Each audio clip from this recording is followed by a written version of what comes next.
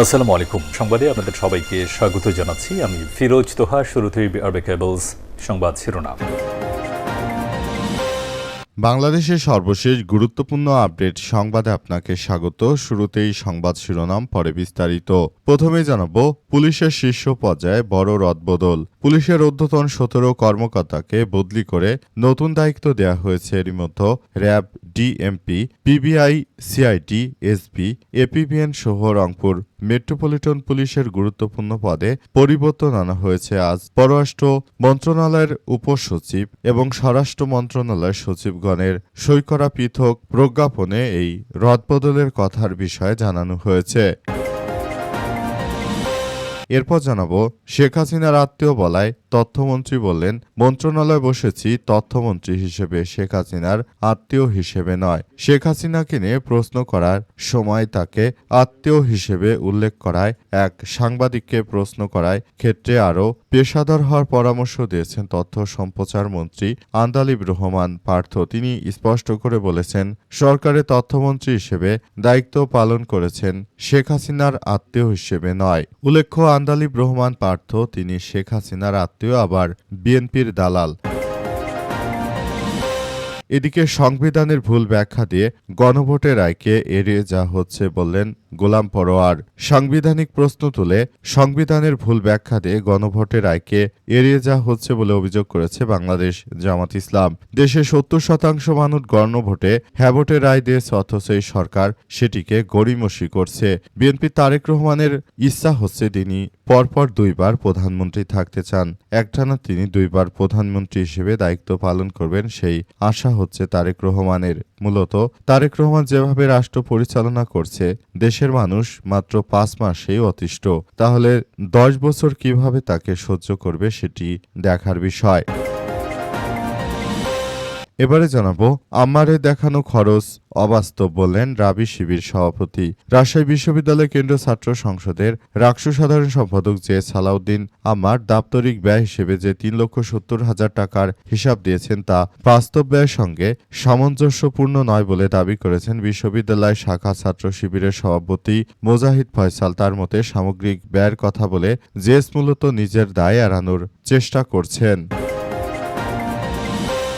এবং সর্বশেষ জানাবো, ভারতে মুসলিম সহ বিভিন্ন সম্প্রদায়ের মানুষের উপর নির্যাতন নিয়ে জাতিসংঘের উদ্বেগ। ভারতে আদিবাসী সম্প্রদায় সহ খ্রিস্টান, মুসলিম সহ যারাই রয়েছে তাদের সবার উপরে যেভাবে অত্যাচার করা হচ্ছে সেটি আসলে এই মুহূর্তে ভারতে কোনোভাবেই গ্রহণযোগ্য নয় বলে জাতিসংঘের পক্ষ থেকে নিশ্চিত করা হয়েছে।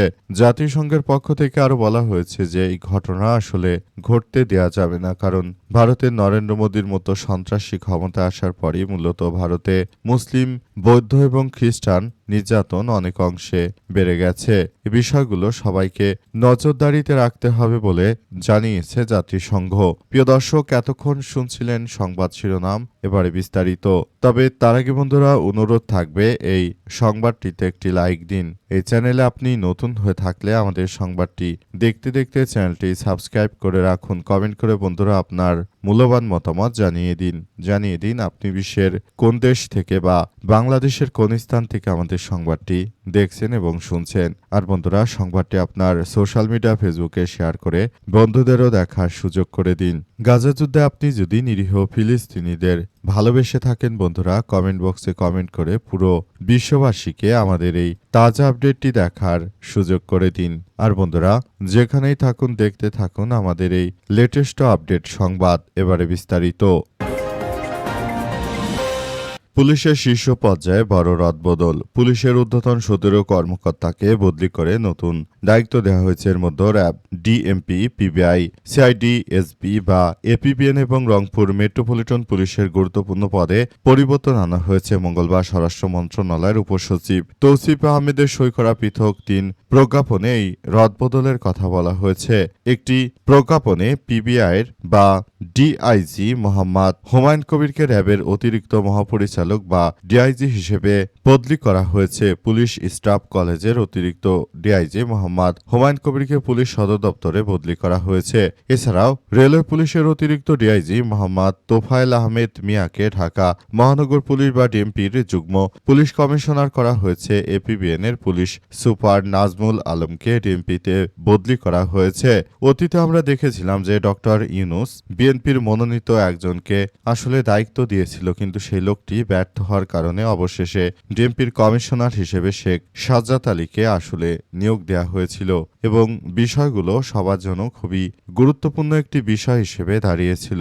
আসলে বিষয়গুলো সবার জন্য অত্যন্ত গুরুত্বপূর্ণ একটি বিষয় হিসেবে দাঁড়িয়েছিল এবং সেখান থেকে বর্তমান সরকার আসার পরই ডিএমপির কমিশনার শেখ সাজ্জাদকে সরিয়ে দেওয়ার পরই সারা দেশে আমরা দেখতে পেলাম যে আইন শৃঙ্খলা আরও চরম আকারে নস্যাৎ হতে শুরু করেছে।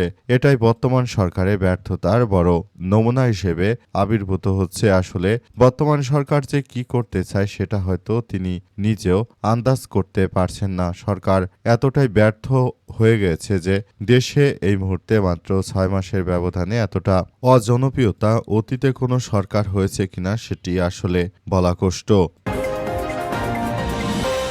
মন্ত্রণালয়ে বসেছি তথ্যমন্ত্রী হিসেবে, শেখ হাসিনার আত্মীয় হিসেবে নয়। বর্তমান সময়ে তথ্যমন্ত্রী যিনি হয়েছেন তিনি হচ্ছেন শেখ হাসিনার আত্মীয়।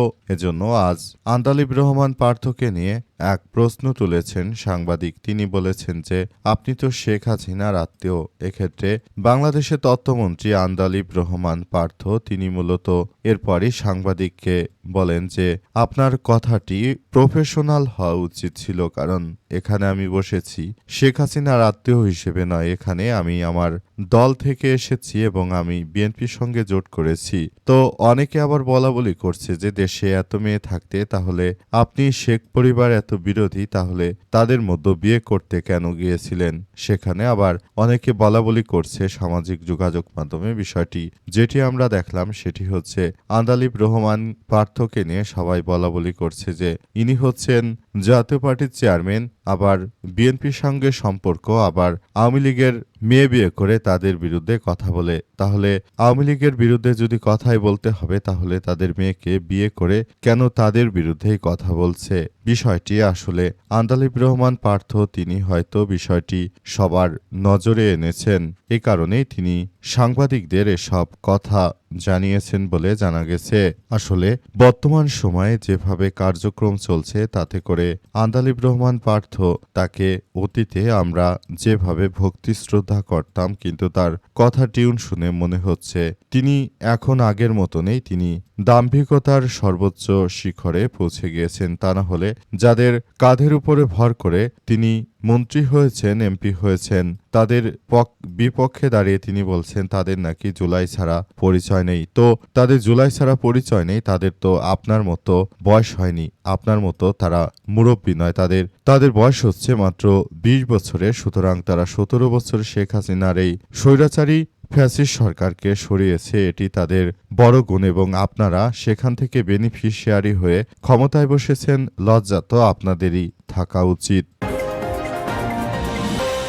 সংবিধানের ভুল ব্যাখ্যা দিয়ে গণভোটের রায়কে এড়িয়ে যাওয়া হচ্ছে অভিযোগ জামাত ইসলামের। বিএনপি সরকার যে সংবিধানের দোহাই দিচ্ছে 17 বছর শেখ হাসিনা যে সেই সংবিধানের আলোকেই তিনি ক্ষমতায় ছিলেন, অথচ তখন তো দেখা গেল না বিএনপির এই সংবিধানের চর্চা করতে। যখন শিক্ষার্থীরা সংবিধান ভেঙে দিয়ে যখন শেখ হাসিনাকে গ্রেপ্তার করল তখনও কিন্তু বড় ধরনের এক বিপর্যয়কর পরিস্থিতির সৃষ্টি হলো। তখন কিন্তু তারা কোনো কিছুই বলেনি, অথচ এখন এই বিএনপি সংবিধানে দোহাই দিচ্ছে। অথচ 70% গণভোটের রায়কে উপেক্ষা করে বিএনপি যে ধরনের সন্ত্রাসী কার্যক্রম শুরু করেছে সেটা আসলে কোনোভাবেই গ্রহণযোগ্য হতে পারে না। দেশের অভ্যন্তরে তারা যে ধরনের ভয়াবহ এক বিপর্যয়কর পরিস্থিতির সৃষ্টি করেছে সেটা সবার জন্য আরও বেশি এক ভয়াবহ বিপর্যয়কর পরিস্থিতির সৃষ্টি করছে। বিএনপি সরকার এত অল্প দিনে এত অজনপ্রিয় হয়েছে সেটা আসলে কেউই এই মুহূর্তে বলতে পারছে না। এটা বিএনপির জন্য অত্যন্ত দুঃখজনক ব্যাপার বলে জানিয়েছেন গোলাম পরোয়ার। তিনি আরও জানান, বিষয়গুলো আমরা দেখছি এবং আমরা মনে করি এখনই এসব বিষয়গুলো নিয়ে আমাদের কথা বলতে হবে। তাছাড়া বিএনপির এই অত্যাচার আসলে কোনোভাবেই মেনে নেওয়া হবে না। তারা ৭০% জনগণের রায়কে অগ্রাহ্য করে যে কর্মকাণ্ড চালাচ্ছে সেটি বাংলাদেশের জন্য অত্যন্ত দুঃখজনক এক ব্যাপার হয়ে দাঁড়িয়েছে। জুলাই গণ অভ্যুত্থানের সময় তখন তো তাদের এই সংবিধান ছিল না। যদি সংবিধান থাকতো তাহলে তো সংবিধান অনুযায়ী এখনো শেখ হাসিনাই প্রধানমন্ত্রী। এই মুহূর্তে সংবিধান অনুযায়ী আসলে বাংলাদেশে কিছু হচ্ছে না। সুতরাং এই গণভোট বিএনপি সরকার যদি মেনে না নেয় সেটি তাদের বড় ব্যর্থতা। আমারে দেখানো খরচ অবাস্তব বললেন রাবি শিবির সভাপতি। রাজশাহী বিশ্ববিদ্যালয় ছাত্র সংসদ রাকসু সাধারণ সম্পাদক জিএস সালাউদ্দিন আমার দাপ্তরিক ব্যয় হিসেবে 3,70,000 টাকার হিসাব দিয়েছেন, তা বাস্তব ব্যয়ের সঙ্গে সামঞ্জস্যপূর্ণ নয়। জিএস মূলত নিজের দায় এড়ানোর চেষ্টা করছেন। তিনি আরও বলেন, শিবির সমর্থিত সম্মিলিত শিক্ষার্থী জোটের প্যানেল থেকে নির্বাচিত রাকসু প্রতিনিধিদের সঙ্গে আলোচনা করে তারা ব্যয়ের বিস্তারিত হিসাব ও জবাবদিহি চেয়েছেন। তাদের পাওয়া তথ্য অনুযায়ী সংস্কৃতি, পরিবেশ ও সমাজ কল্যাণ, মিডিয়া এবং প্রকাশনার তথ্য ও গবেষণা, মহিলা বিষয়ক এবং সাহিত্য শিল্প এই 6টি দপ্তরে মোট 36,000 টাকা ব্যয় হয়েছে। বাকি টাকা তাহলে কোথায় গেল ইত্যাদি বিষয় নিয়ে এবার তাদের মধ্যে আসলে নতুন করে এক মনোমালিন্য সৃষ্টি হতে পারে। কারণ জামাত শিবিরের এই নেতাদের মধ্যে যদি ফাটল দেখা দেয় টাকা পয়সার হিসাব নিয়ে, সেটি আসলে সবার জন্য খুবই এক হতাশাজনক বিষয় হিসেবে দেখা হচ্ছে।